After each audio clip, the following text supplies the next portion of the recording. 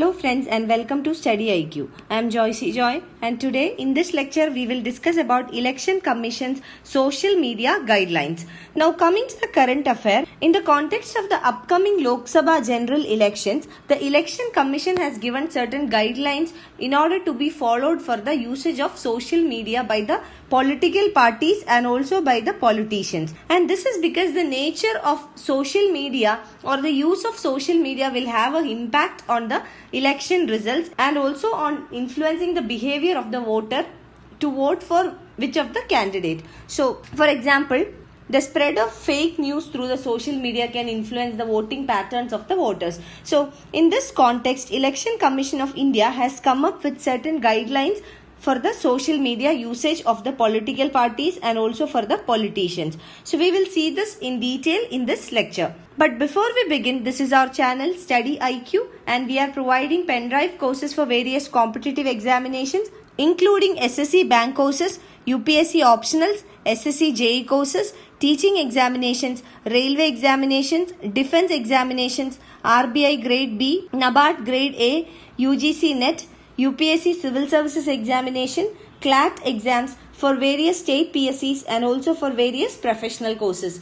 You can visit our website www.studyiq.com for more details or you can call to any of these numbers for more information. Now coming to the guidelines given by the Election Commission of India. The Election Commission of India has announced measures to curb fake news and also to curb misinformation on the social media content. So, social media like the Facebook, WhatsApp, etc. has become very popular and now the candidates and the political parties use social media in order to promote their political party or in order to promote their candidate. So in this context, Election Commission of India has announced measures in order to curb the spread of fake news or misinformation regarding the candidates or the political parties in the context of the upcoming Lok Sabha elections.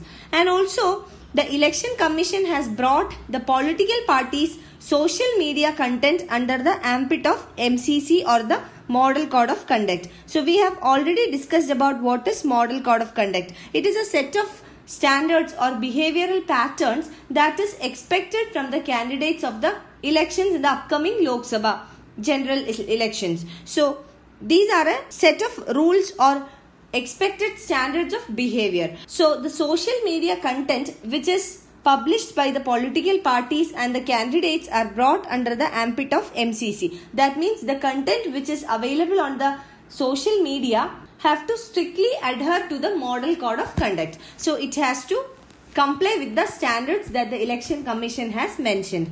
And also the candidates should disclose their social media accounts and all expenditure on their social media campaigns. So the complete disclosure of all the accounts of the candidates as well as the expenditure incurred on publishing any content in the social media has to be disclosed by the candidates. And the expenses that is met by the candidate on publishing various content on the social media will also come under the ambit of MCC, Model Code of Conduct, as well as they will also be counted in the overall election expenditure made by the candidate. So these are the guidelines given by the Election Commission of India in this regard. Now having understood what are the guidelines, we will see that these guidelines are very important in order to ensure a free and fair elections in the country. But there are certain challenges for these guidelines provided by the Election Commission. First of all, the monitoring of these guidelines are impractical or very difficult.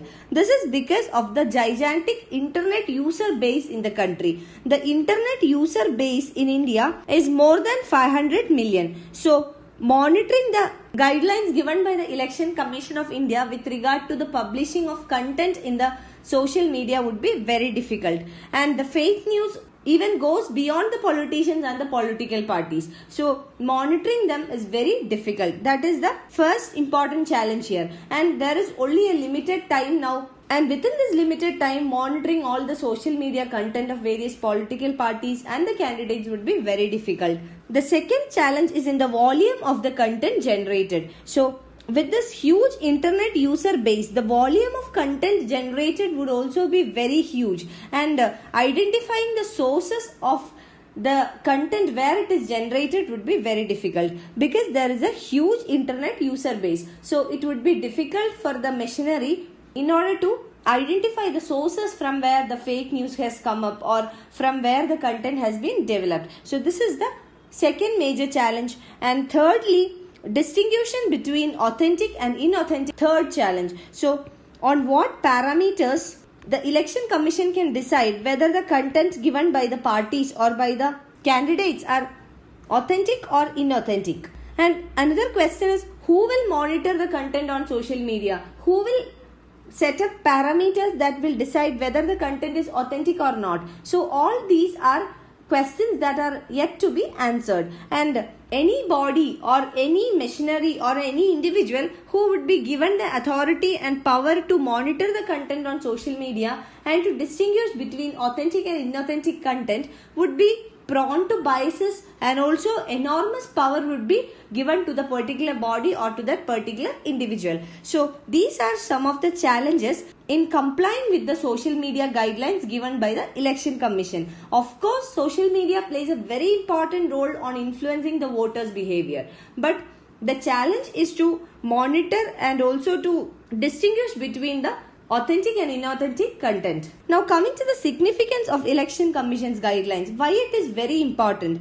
First of all, it creates a sense of accountability. So this accountability is created both on tech companies like the social media companies like the Facebook, and also within the political parties. So with this guidelines, especially when Election Commission said that the usage or the content of the social media would definitely come under the ambit of MCC or the Model Code of Conduct, it definitely brings in a pressure and accountability to the political parties, and it is also bringing in a sense of accountability for the tech companies as well. And it will also create a caution among the users on whether the information that they have received is authentic or not, and about the sources of the information that they get. So it definitely brings in an accountability and also a caution among the users. But we have seen what are the challenges. So what more is now required? One solution would be to incentivize the tech companies. So in order to effectively crack down the fake news,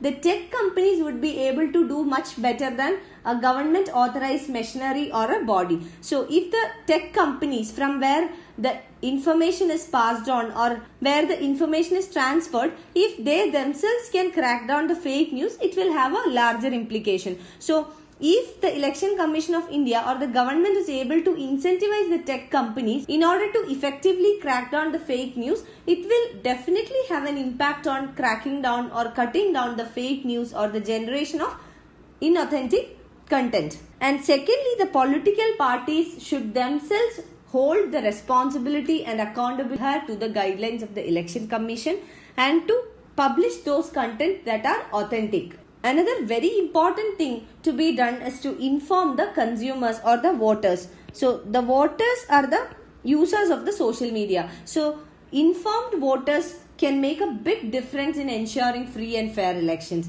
They should be able to differentiate between what is fake news and what is real news. And for that, what is required is voter education. So voters should be educated or provided literacy in this regard, and they should be able to make an informed decision. This will have a much bigger impact on the voting patterns and thereby to ensure the true democratic spirit of the country. This will also ensure the elections are conducted in a free and fair manner. Now you can find a PDF of this lecture on my Facebook page, and for any queries you can message me on my Facebook page or you can email me at joycey.studyiq@gmail.com.